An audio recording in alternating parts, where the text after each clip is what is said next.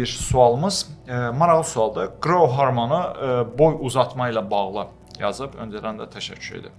Yenə bir peptid, yenə bir dərman istifadə dərmandır edək. belə. Growth hormonu, böyümə hormonu. Bunu istifadə edərək biraz yağ yandırar, biraz əzələ kütləsi artırar və boyum uzayar.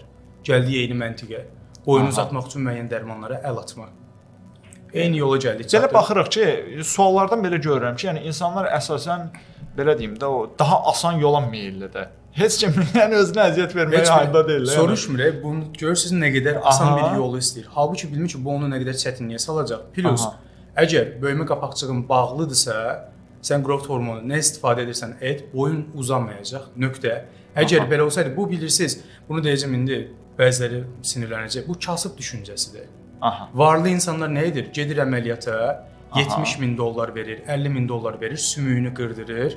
Çünki bu adam bilir ki, Messi kimi. Bəli, sümüyünü qırdırır və boyunu uzadır. Ancaq bu şəkildə 8 sm, 10 sm, 15 sm boyunu bir il əziyyət çəkməklə bu şəkildə boyunu uzadır. O blogerlərdən biri vardı, türklərdən görmüşdünüz. Aksiyası yeriyirdi.